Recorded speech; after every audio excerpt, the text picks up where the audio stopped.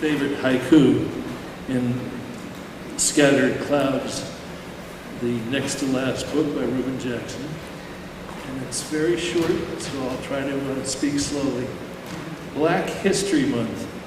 Everyone loves your people until March arrives.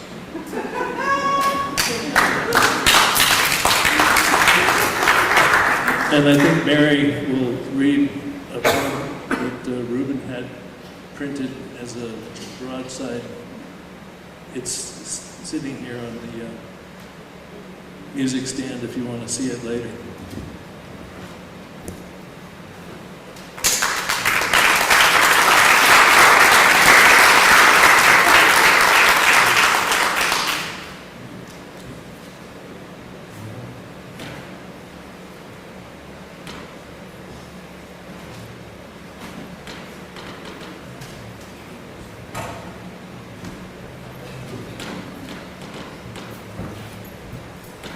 Okay, next we have one of our state's most, yes, the mic is on. Can you hear me?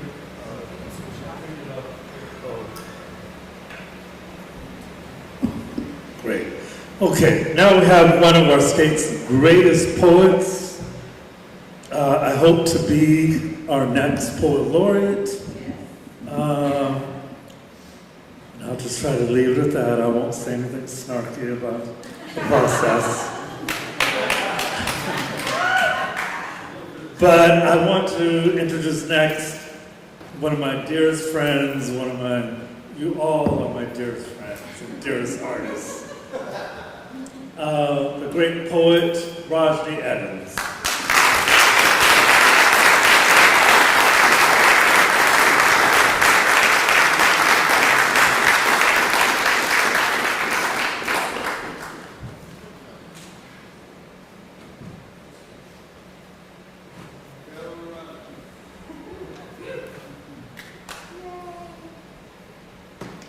Blessings, one and all. Thank you so much. It's a blessing to be here to honor our brother. I want to share something with you all that he shared. He was always sharing so many gifts with us and reminding us of our own value and the importance to center ourselves. So this is something that he shared with me not so long before his passing.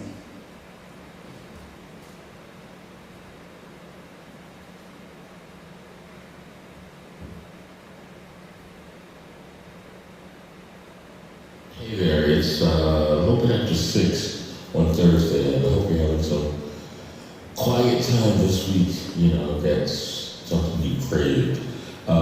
This story has there's no therefore. It's just one of these, I don't know, funny, that's not the right adjective. It's just a vignette I'm sharing with you. It occurred this morning.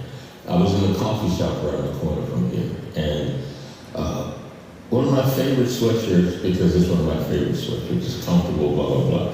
It's like a forest green sweatshirt with Vermont, established 1791 in Green Mountain State. So I go in, get my coffee, find a seat.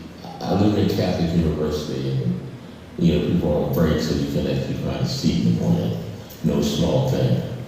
There's a guy who comes in, and I kind of think he's kind of changing lanes, in and out of lanes, in terms of what deportment. And he looks at me, he sits there and looks at me, and he says, "Vermont? Ain't no damn black people in Vermont. Where the fuck you get that sweatshirt? There are no black people in Vermont." And I just say calmly, "Yeah, there are. I know a good number of people."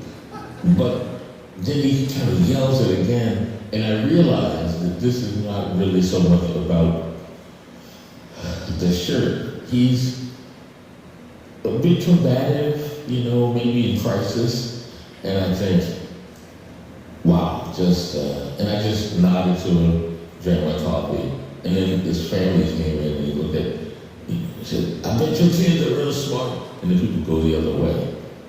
so much stuff happens here. I know other places too, people in crisis, and you never know if something's going to escalate. But anyway, I just wanted y'all to know, maybe I can add a wee bit of levity here. That I didn't want him to think you weren't there. Y'all weren't there, okay?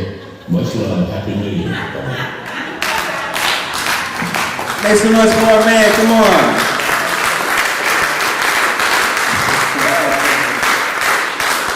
That's right, and we're still here. I'll share a piece now in Reuben's honor.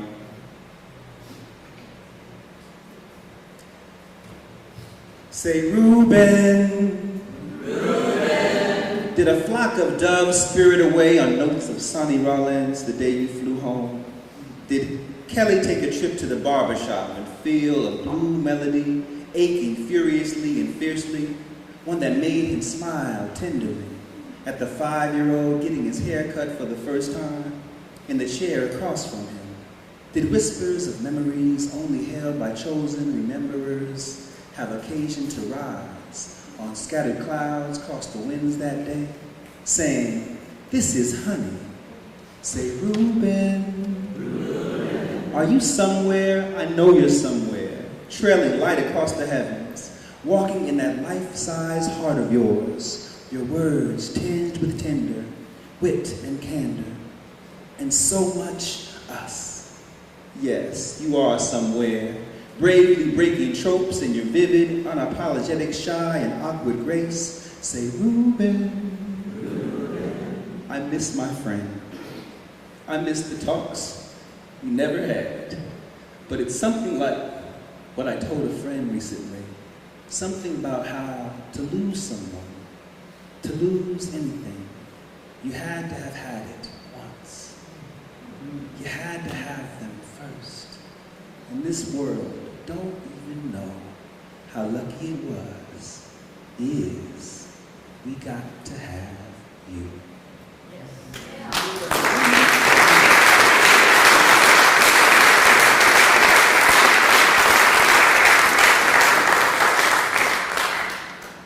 All right,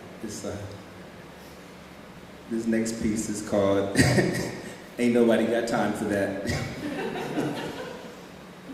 I love him because he is such a crucial, creative, and witty person, and such a spiritual practitioner of poetry as a craft. So this actually comes from a writing experiment, if you want to try it in your own spare time. It's time is a funny bird. Some say it flies, while others say it's kin to money, and still others say it waits for no one.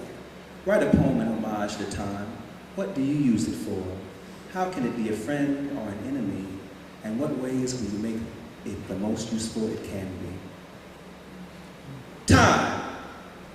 What you be doing up there, taking your sweet self to get to me? At times, I wish I could stop you in your tracks, rewind your long and shorthand manually, make some more time with Nana and Papa and Mom Edmonds, make you pause so we could really see how magical our childhood was in comparison to the world. I want to sketch your naked body, show you in all your flaws and imperfections, make you stretch yourself to meet my irrational need for you to make more of yourself. I want to sit you down, just us two, and let my inquisitive nature run away with you. Like, how come if you wait for no one, the more I live, it seemed like you're chasing me down? How come you make the last 10 minutes before the bell rings seem like eons, but let the memories of youth speed like daddies on their way to meet their firstborns? And why you smile with a chipped tooth with a sideways hourglass hanging out? And how come you be looking so deathly scary if I see you too long from my side view? Point blank, why you so sometimey? I be waiting for you in doorways, tracing your footsteps as shadows dance their dance of shortening and lengthening. And time, why you giving so freely to us as sentences, but seem like you don't want to see us form a sentence to reclaim our rightful throne in the seat of eternity? Time, what's up with that? How come you give cats 9 lives and let my cousin get 50 to life? How come some can't keep rhythm to you, still dish you out like they got all the you in the world? I feel like I never really seen your face, only slithers, shadows, and silhouettes, pieces of pocket watch and stone-faced grandfather clocks, cogs, trails, scattered bits of machinery to tell me you've been close. The smell of burning battery, or blood, or something sinister beneath something sweet. Or maybe I'm just overthinking you. After all, you could be innocent, some wayward child just sent to the market for his mother, trying to get what she had on the list, and carrying us all along for the ride. I like to think of you this way, because the other ways scare me. Like how you just gave Brother Camonte some time, and you're trying to give him some more. Got me wondering how much time I have left to draw your picture, if you'd even have the kindness or the decency to let me do it justice. I've made a life of finding the poetry between the ticks and tocks, a game out of how many times I can dodge a pendulum. My eyes have filled with the years. I never knew it was important to be counted.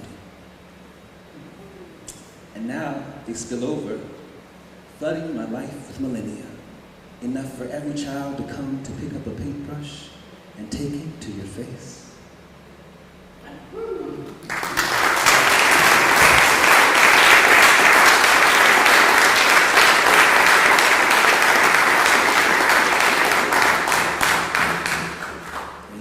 Close with a piece honoring our people. It's called Beautiful Sun-Kissed People.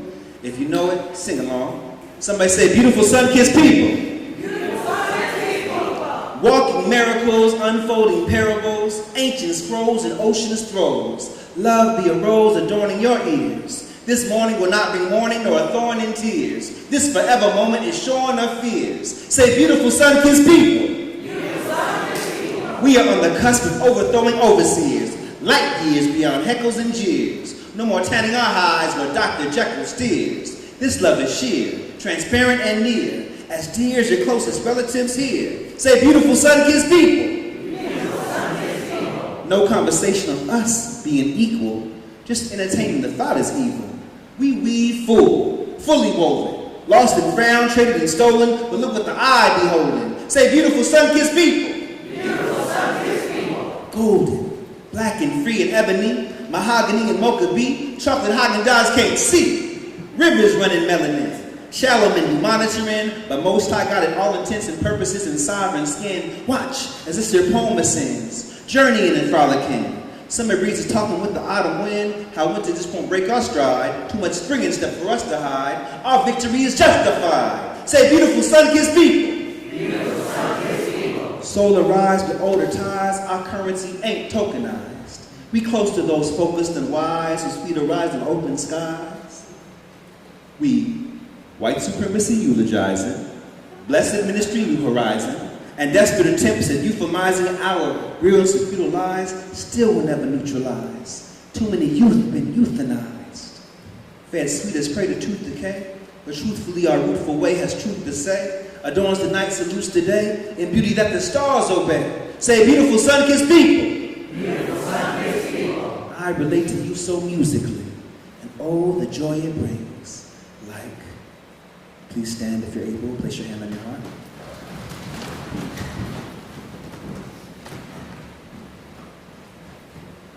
Lift every voice and sing, till earth and heaven ring, ring with the harmonies of liberty. Let our rejoicing rise high as the listening skies. Let it resound loud as the rolling sea. Sing a song full of the faith that the dark past has taught us. Sing a song full of the hope that the present has brought us. Facing the rising sun of our new day begun, let us march on till victory is won.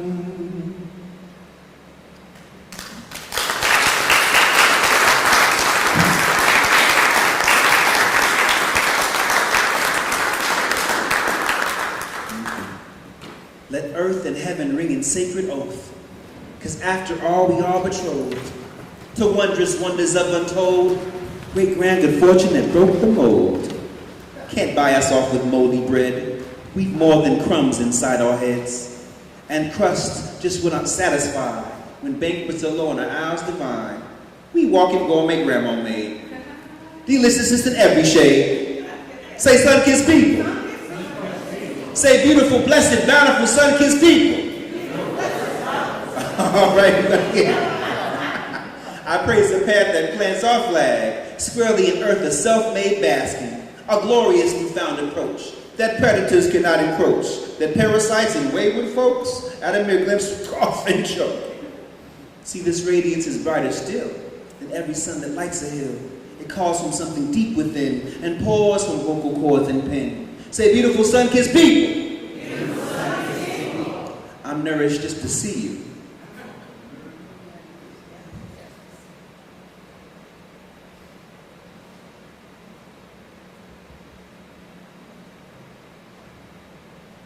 You furnish my living room with life-abundant killing gloom.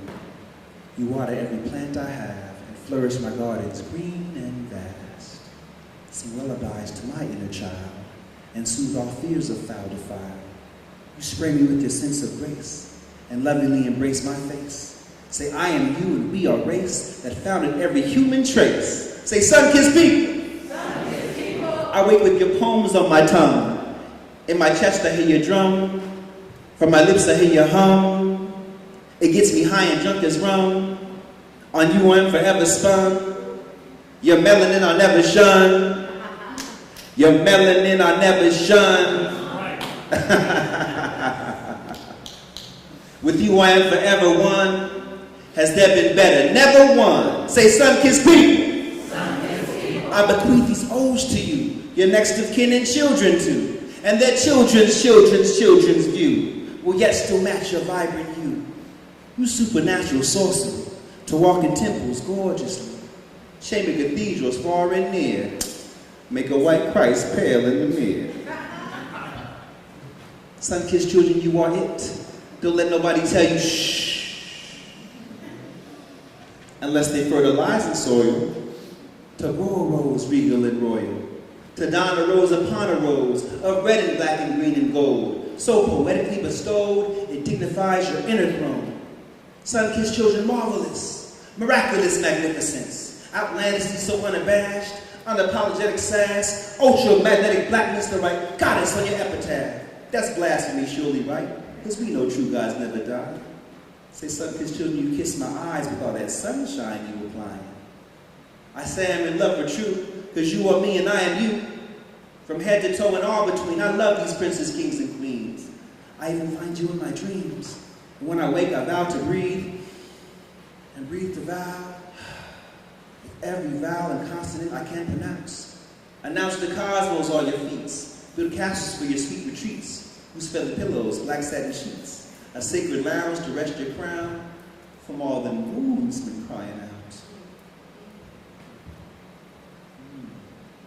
Sun-kissed people have no doubt. You're all I am, what I'm about. Can't tell my story without your page. Every chapter be erased. You sew my lines so seamlessly. We vibe on higher frequency.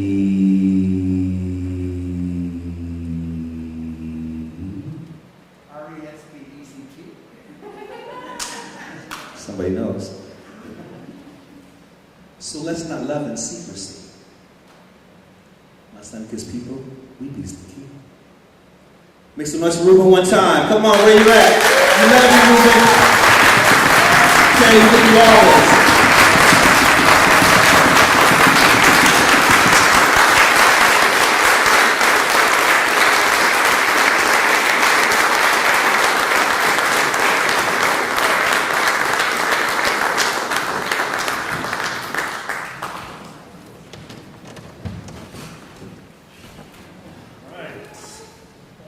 Is the spirit in the house now? Yeah.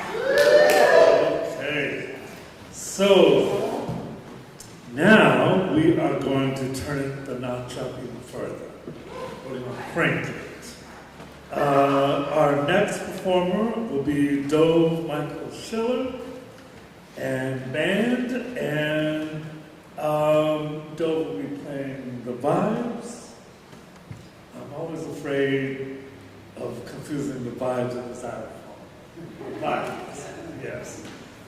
And for this, we want to ask, and I didn't ask you in advance, so I'm kind of putting you on the spot.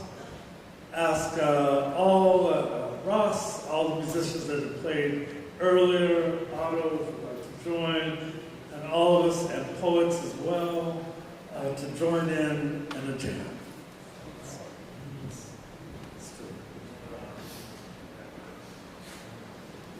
Keith.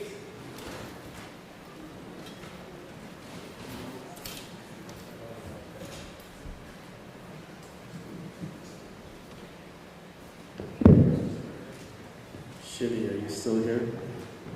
Yes. I'll be back.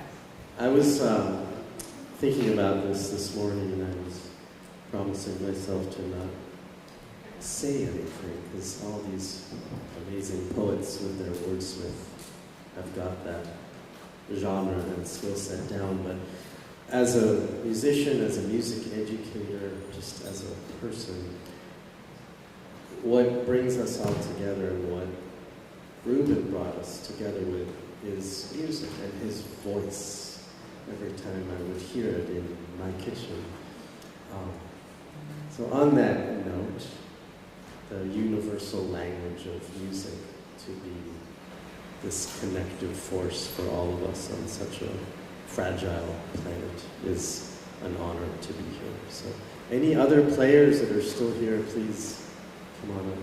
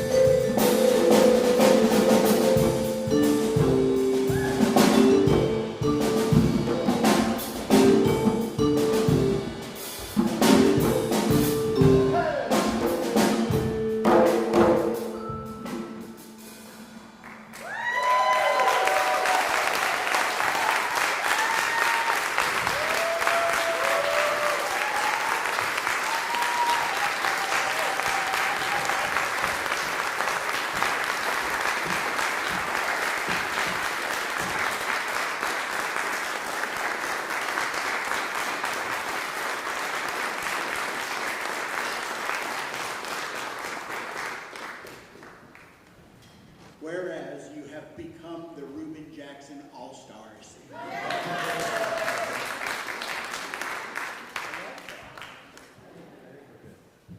Tucson, you're coming up now? Yes. Ladies and gentlemen, thank you for all being here. And Tucson.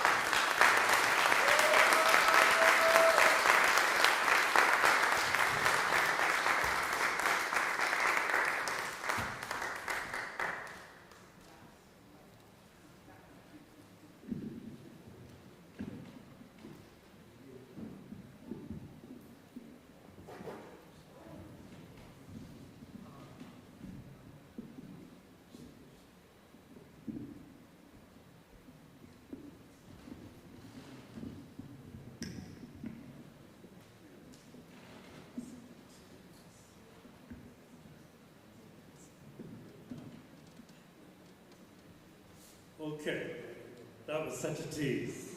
That was wonderful. Give a big round of applause for all the musicians.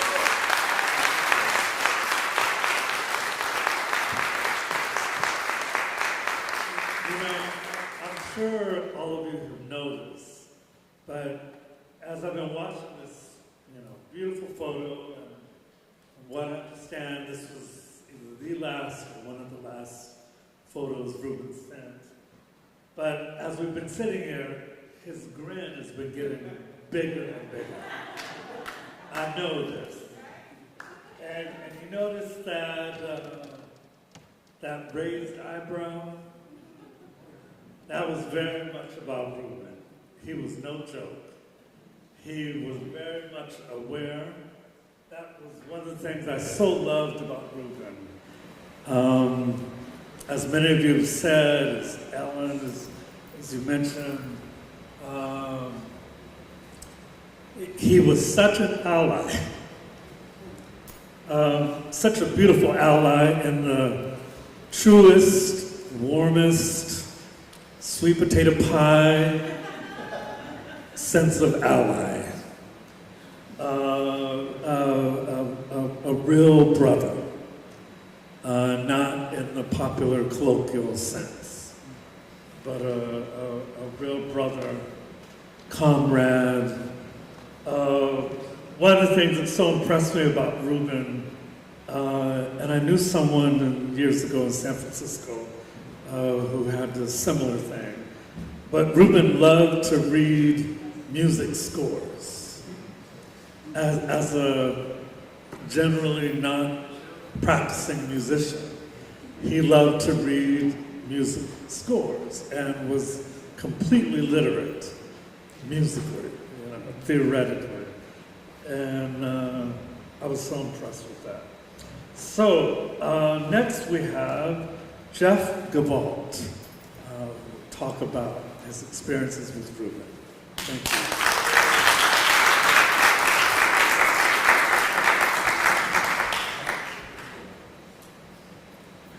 I guess someone has to follow that. I would like to try something a little different. I want everybody to stand up for just a moment if you can. First, say with me. We've got 3 words. You can master them. First is I. You can say it loud and proud, as Reuben would say. I! I! Love! Love! Reuben! Reuben! Thank you.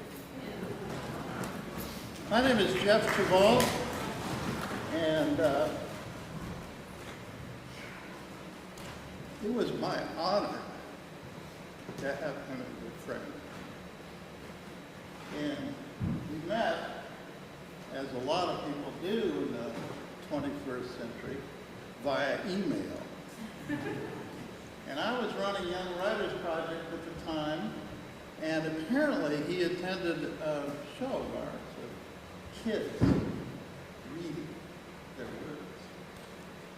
And Reuben liked it so much he wrote me and he said, "Hey, I've been on your site and I was wondering if I could get privileges.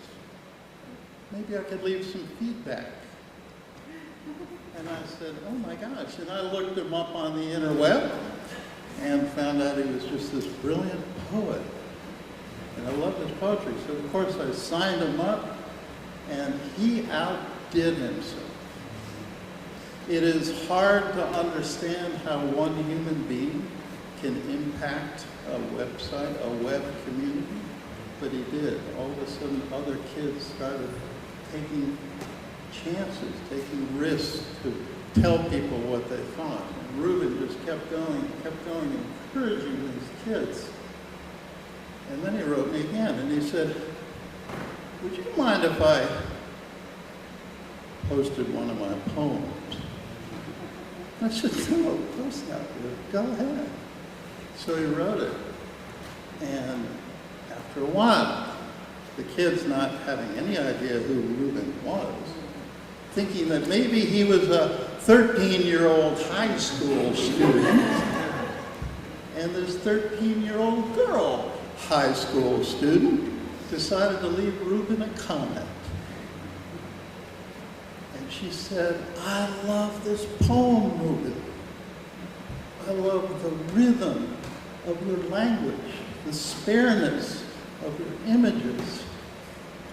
I think you have great potential. And I couldn't wait to tell Reuben. So for years, I introduced Reuben in classrooms on shows or events or whatever as the man with great potential. Yes. And the thing is that Reuben lived his potential. And Reuben respected potential, which is why he got along so well with kids. I don't know, I'm here to represent a different part of Reuben, I think. Reuben as a teacher. And he was extraordinary because he saw the potential in people who others had given up on. Or maybe they had given up on themselves, but not after a dose of Reuben. And what he got the kids to produce, because he showed them and gave them respect, and he listened, and he sincerely appreciated their words, their imagination, and the risks they took by showing themselves through their words. So I was blessed to drive all over friggin' Vermont with Reuben Jackson, in which I learned some things that I'll never repeat.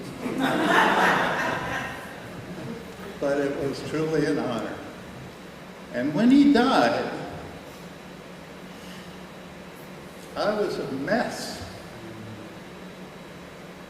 I finally had to go out and weed the garden. And it was March in Vermont. How do you weed a garden in March in Vermont?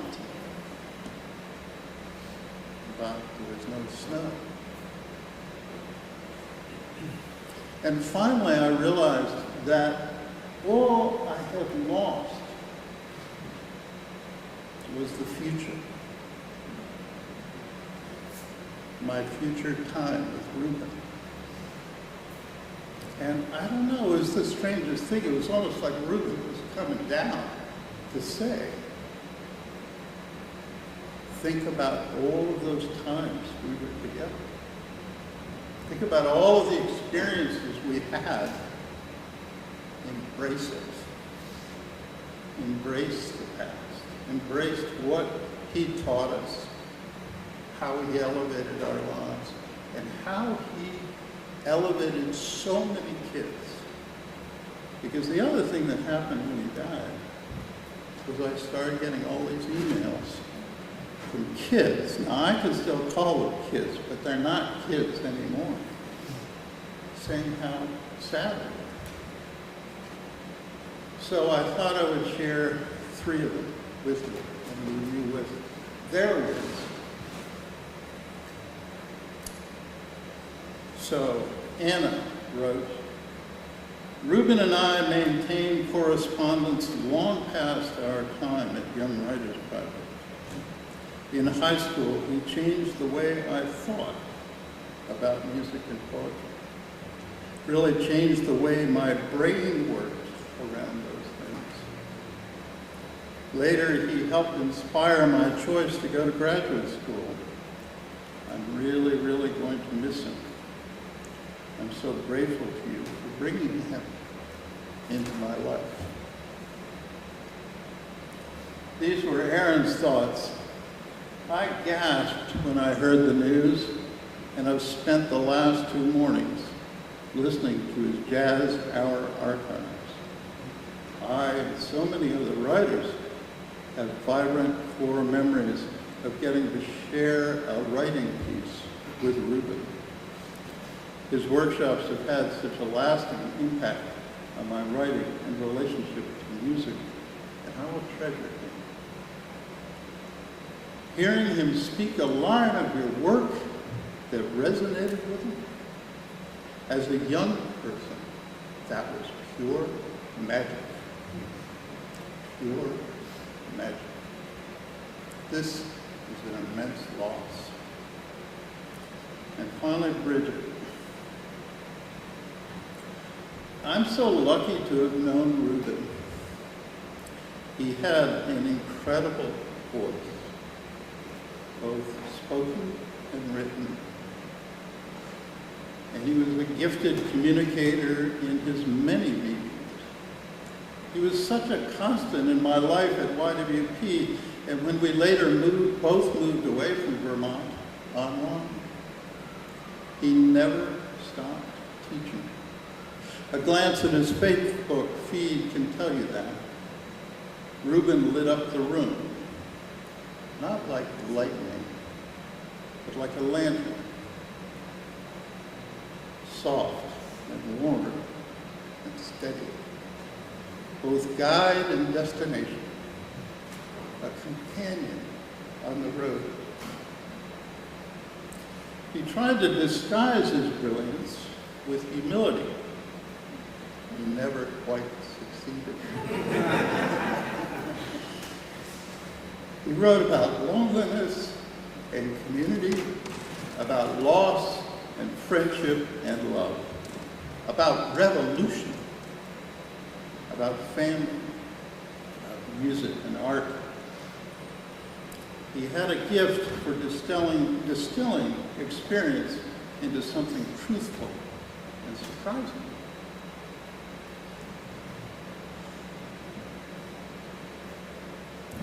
When I learned he was gone, my first reaction, no joke, was, I wonder what Reuben thinks of all this.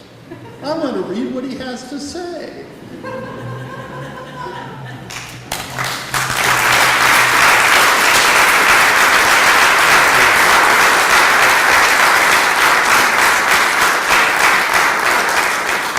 Thank you so much, Jeff. Thank you. Okay, and now we have another great poet, one of our great Vermont poets, Mary Elder Jacobs.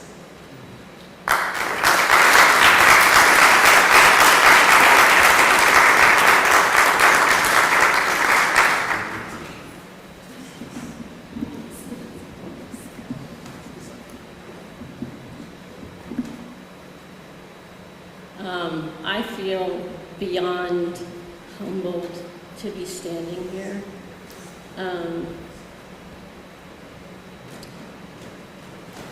My father gave a toast once, and it was about friendships in life and how they can have so many ranges. They're like times, like the 5-second friendship of the person that you just waved to once when you're crossing a street, or the 5-minute friendship of your postal carrier who you do talk to like regularly, or the cashier clerk at the checkout line, and then on, and then your family friendships, and then lifelong friends. And compared to many people in this room, I knew Reuben very little, but I first encountered him in 2016 in a way that wasn't just hearing him on the radio, I guess. I had heard him on the radio, and Poem City was going on, and Rachel Seneschal told me that Kelly McMahon, Letterpress, Mayday Letterpress Studio, was looking to do something for Poem City, and you know what, I like to talk with her. And so anyway, she had this great idea of Poets Pulling Prints, it was called, that she had seen in California, where poets gave readings and broadsides were designed, and when people came to the readings, the people that were at the readings could crank the press and the broadside would come out, and then the poets would sign them, and so that was the idea. So I was going to read, and Kelly said, so but who else? And I guess the other thing I want to say is that sometimes all of us, many of us are giving gifts into the world that we don't even know we're giving. And I know that Reuben knew that he was giving gifts because people would compliment him or thank him for his radio show, for example. And when I would hear it, I could hear him talking to the person who might have just finished their long week of work or might be sitting down to a romantic dinner. But in 2016, I would be driving home from my high school son's robotics meeting where I was a chaperone, and robotics was not my thing. I had an art and writing background, but I gave myself to that because that was his passion. And then driving home on a Friday night after 3 hours of robotic tinkering, Reuben would be on, and I would just be like, oh, thank you. So in 2016, I thought with Kelly, like, maybe we could ask. I knew his voice from the radio, it was so beautiful. And then I found out he wrote poetry, and I thought of asking him, but I was completely beyond humbled, intimidated to ask him. And then someone said, well, what have you got to lose? He'll just, if he says no. And then I didn't know him, and so I wrote him an email, which I wish I still had, but, emails changed. I don't have that anymore. And I asked him, and I said, I don't know you, but I know your voice, and would you read, with me? And he said yes. And I emailed Kelly, and he said yes. So George was there, and George was referencing this broadside in the frame. That's George's right there.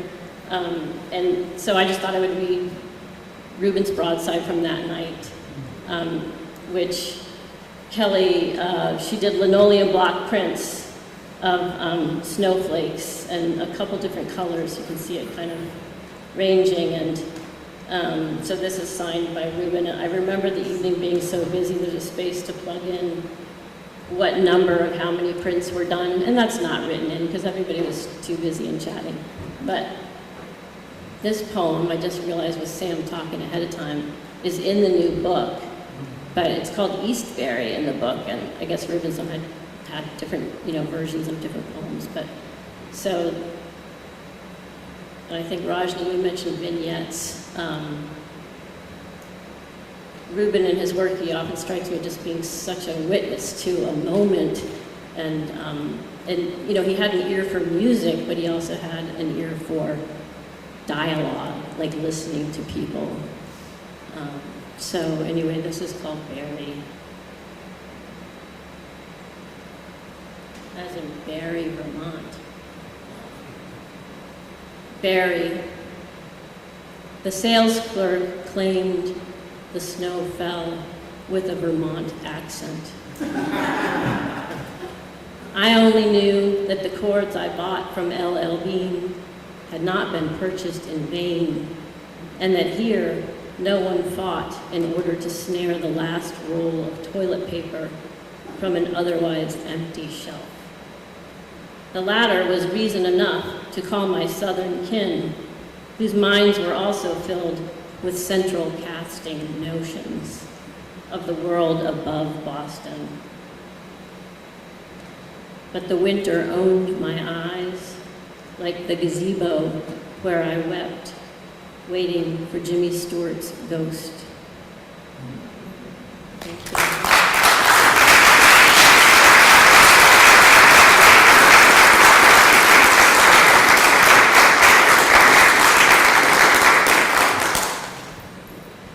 Thank you so much, Mary. That was wonderful. Okay. Rick Agron, who also is a longtime host of a show, Mont on WGTO.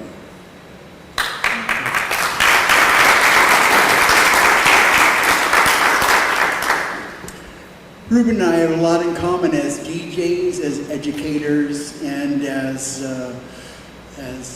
social commentators. I really always appreciated his wry take on things. And last time I saw him read here, he read a poem about the Dudley store, and there were two black fellows in the back of the store in the 1960s.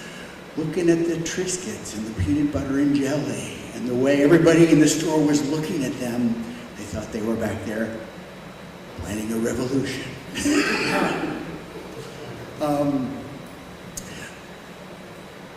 Jeff and Reuben were at the Young Writers Conference workshop at the Burlington Writers Conference. And I walked into an auditorium to see what was going on because I'm an export from the Live Free or Die state. I came to the Freedom and Unity state.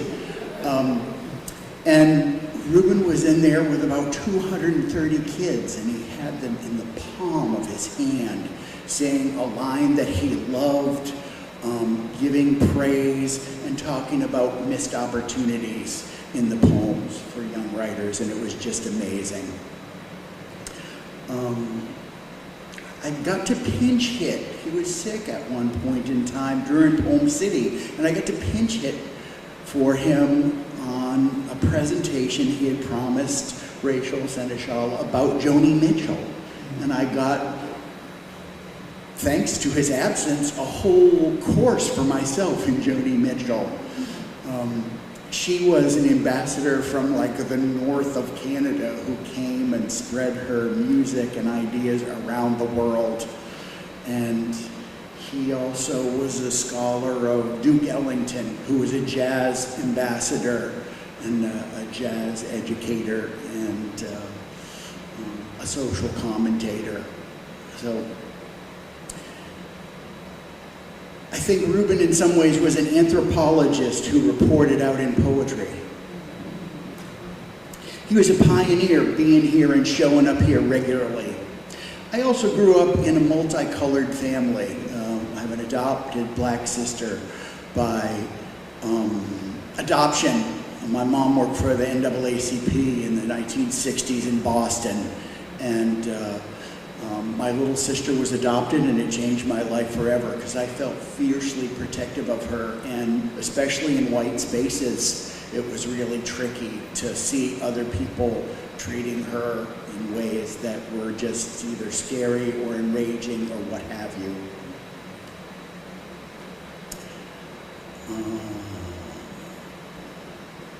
This is a little story about that, sort of.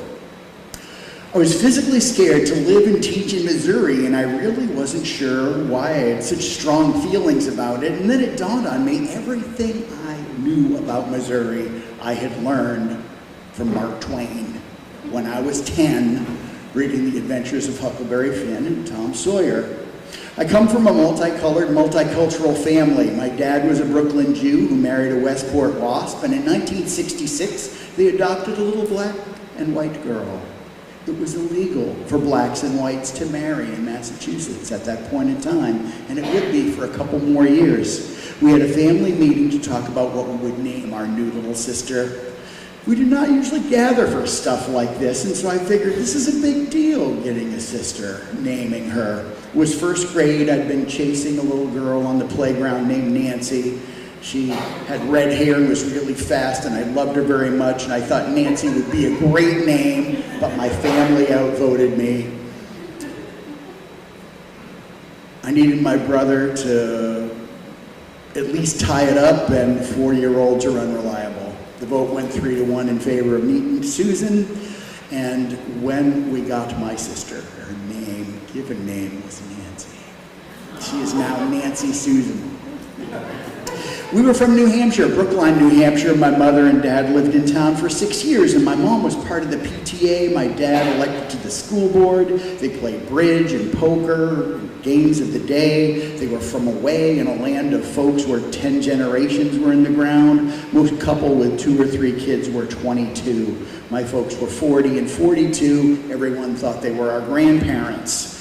We moved to New Hampshire, from New Hampshire to Boston for a couple of years so my mom could work for the NAACP. Integration in Boston schools was not going so well and busing was a fiasco, and my mom's decision to adopt was part age, part rage, and part surrender. She was not going to be able to clean up the mess of Boston's racial politics, but she could change the life of at least one person. She and my dad chose my sister to give it a try.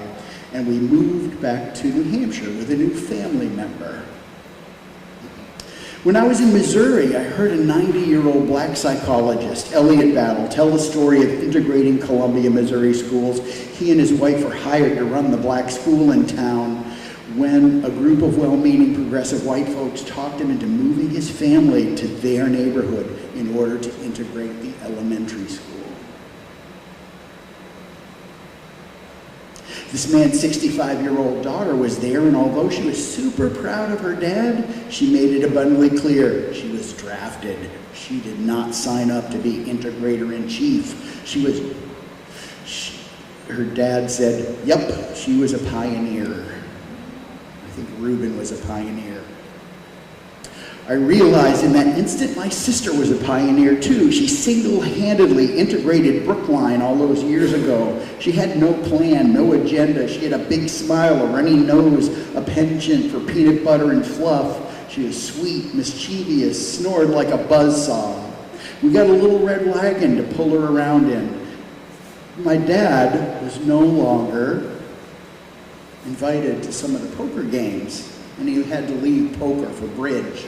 He never rejoined the school board. Then my mom was no longer speaking to the school nurse, and we didn't play with our kids anymore. And then some teenagers didn't babysit for us anymore. My mom's plan was to send us off into the world, a youthful mod squad. One black, one white, one blonde. She sent the 3 of us off fundraising, selling raffle tickets for the NAACP. In the little red wagon, we took turns pulling each other up and down hills of our little town, cresting a hill to ride down the next. We rode like tobogganers, wrapped around each other. I was the oldest, I got to steer. We had a spiel, we had change, we had sharp pencils, chance to buy a ticket for some long-forgotten prize, $1 a piece, 6 for $5. We did have a couple of slam doors. My mom coached us, just roll along, say your pleases and thank yous, remain polite, remain calm. We rang a few bells, knocked on some doors, had a few no answers, even though we knew folks were home. To Brookline's credit, we mostly got invited in. We sat politely on couches and answered questions. Yes, she was our new sister. Yes, she was adopted. Yes, we had lived in town before. Yes, we took African drum lessons in Boston on Wednesdays. Yes, we knew what the NAACP stood for. Would you like to buy a raffle ticket? Thank you. You could be a winner. Maybe we could all win. It's 1969.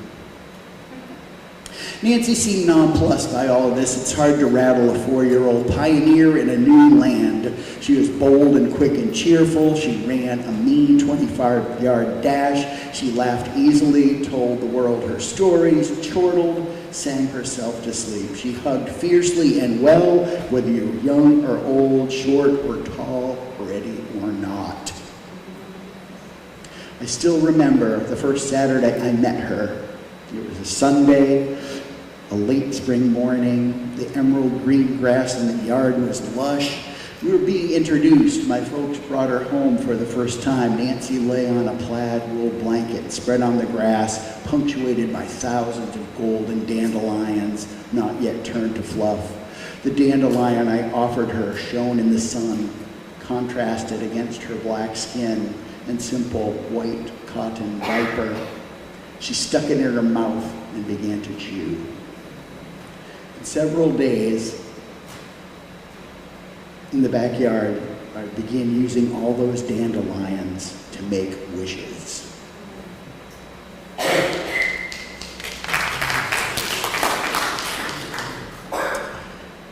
My elementary school teacher in fourth grade knew I had a heavy load as my little sister's ambassador. And she said, I want you to take this poem and learn it and recite it. I practiced not crying. I was telling Sam earlier, I want you to learn this poem and share it with the class. It's a poem by Langston Hughes, and I'd love to teach it to you if you'd like to learn. It goes, it's called Motto, and I had a motto after this, and it was a poem in me. I play it cool and dig all jive. That's the reason I stay alive. My motto as I live and learn is dig and be dug in return. Want to try it? I play it cool and dig all jive. That's the reason I stay alive. My motto as I live and learn is dig and be dug in return. And that was my introduction to black poetry. I had been a Winnie the Pooh and A Milne guy before that, and I have never looked back. Thanks, Reuben, for bringing us all together. And thank you all.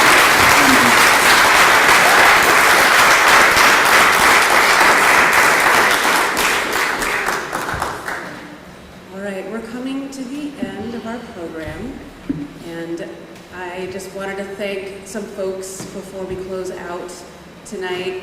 We do have a reception downstairs, so please don't leave. We have food and cupcakes, so that should be enough. And set cupcakes? A book. And a book, of course it's a book. So I wanted to thank Orca Media.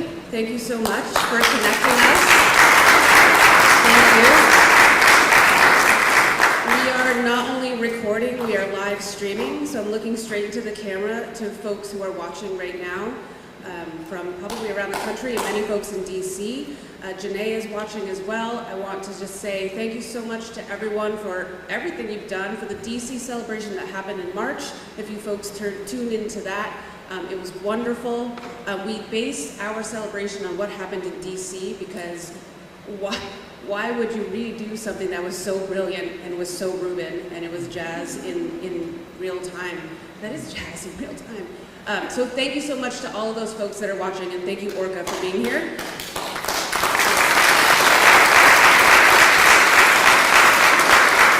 And thank you for Spieler for their support with the PA. We couldn't have done it without them. Yes, thank you. And thank you, of course, to Vermont Humanities and to the Arts Council and to Catamount Arts and to Jacob and Toussaint for designing this, and to all the folks who said, yes, I will be involved. I'm looking at all of you. Thank you very much for doing this. I knew you would. I'm so glad. Thank you. Thank you. And one last thing, I didn't want to say anything too personal up here. I wanted to keep my stage management hat on. Looking at Jody, he said, don't do that. I said, watch me do it. I'm gonna do it. I'm gonna stay professional and not say anything. But I want to just say this. Reuben came into my life at a time when I needed him. That's probably your story too. And we didn't connect on music. We didn't connect on poetry. We connected on humanity. And when I heard from him just hours before he went on his last radio show, we spoke every single day. And when he died, I thought, there's no way that I'm going to process this. So I put it away, and I planned an event with my friends. That's how I've dealt with it. But I feel now that what he was always so humble, and we always connected on the point that, or the feeling that we just always had to ask for legitimacy to even be in the space and to breathe the air that we breathed. And we would talk about that often. he was so humble because, and he loved people so much and he supported them so much because he felt the pain of not being supported, listened to, or just feeling that he had the right to be on the earth, which is a really tough feeling to have as a person. But it's what made him so beautiful, because he did not want anyone else to feel that way. And he didn't do it as it wasn't his mission, it was just who he was. And so all of you, I know, have benefited from that and will do so going on into the future. And I will cut this short. And his beautiful humanity, which I had to shut out after he died, I was able to process here, because it's not just about one human, it's humanity, and it's all of us. And I just saw him reflected in every single one of you. And now I see a fuller picture of Reuben Jackson that I can hopefully leave here today and process. So thank you everyone for coming out and doing that together.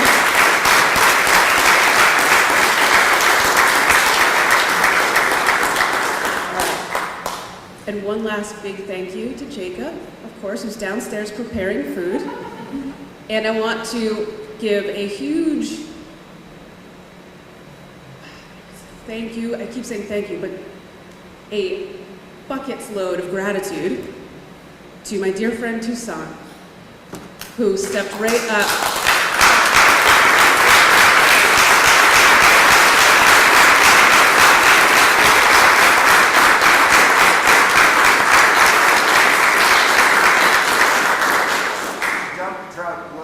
Thank you, even bigger. Toussaint, you took this on without hesitation and led the festivities, and I couldn't think of a better person to have done that for us today. And I appreciate you so much. And I think it is fitting to go out on Toussaint's work, and he's going to share his art with you. So again, thank you, and please welcome Toussaint back to the stage as an artist and musician and poet himself.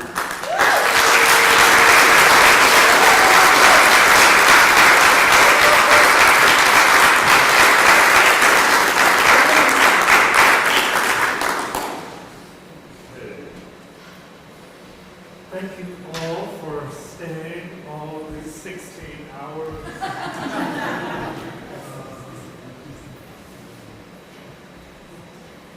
We just kind of wanted to kind of include everything, everybody. So that happened. So I'm just going to do one piece, one to Innocent 5, and then we have a fantastic reception downstairs. We tried to hire a caterer, and the fee was like half a down payment on a house. I had no idea how much catering costs. So my dear colleague, Jacob, has prepared like this incredible chili, cooked all day yesterday, and we'll have it downstairs this week. And it's also been a potluck, so there are other dishes down there as well. So I want to invite Jack. Jack is an amazing sax player, poet,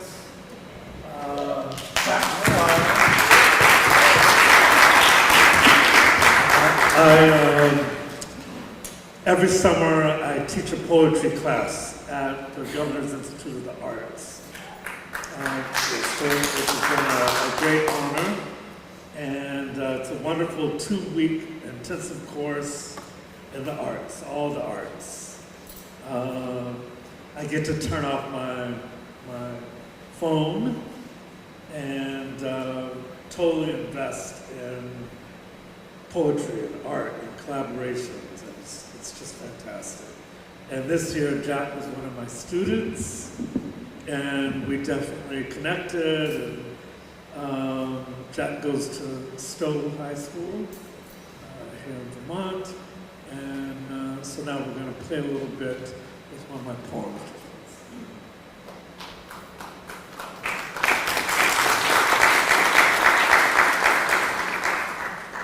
So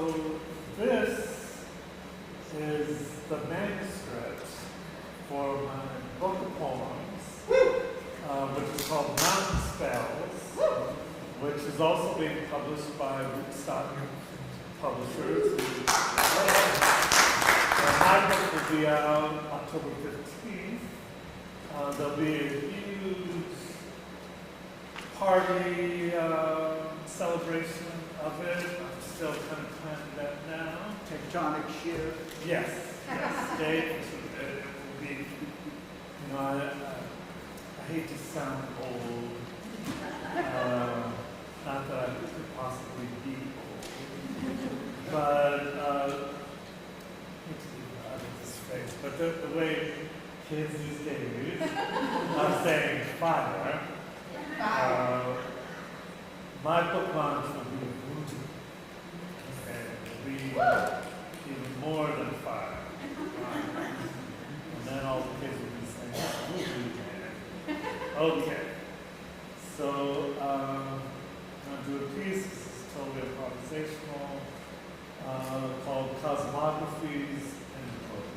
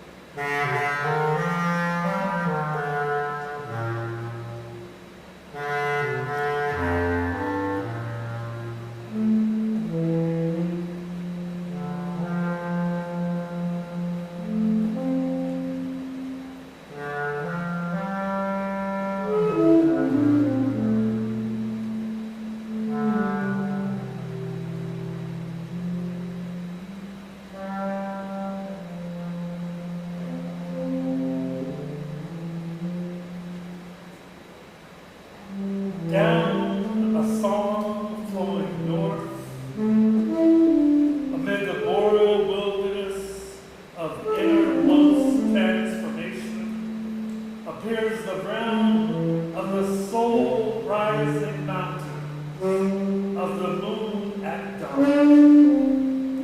Obliged by the gods, down a song of stars and coniferous splendor, greens the calling of reaches higher than our shadows, higher than our shadows, higher than our shadows can moderately conceive.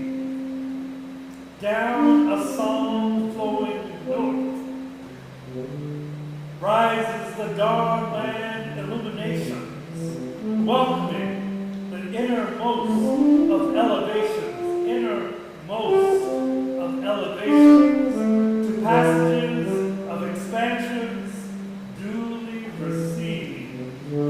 Behold, such noble means of galactic introspection. Behold each peak surrounding each surrounding peak upon peak upon peak. Behold each bewitching reach. Behold this ascension of irrepressible peace. Behold your emancipation from all dominions otherwise. For here is where your unconquerable wilderness glistens in the liberty your passion calls home. Welcoming all illuminations to the dawnland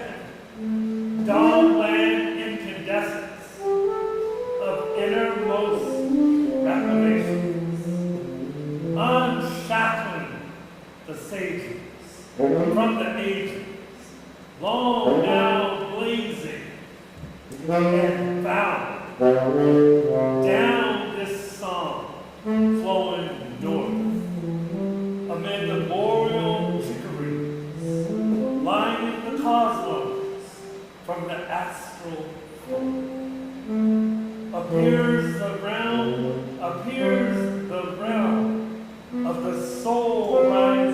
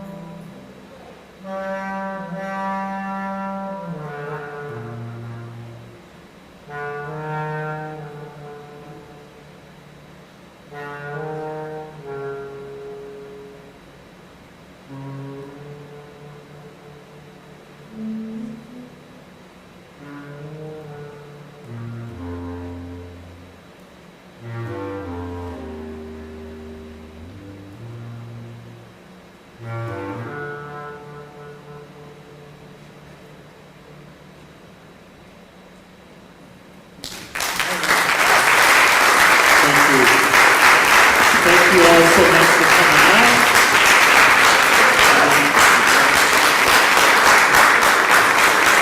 Thank you so much for coming out. Please feel free to go downstairs and just have a good time. And please continue supporting your poets and musicians. And by all means, listen to jazz. Yeah.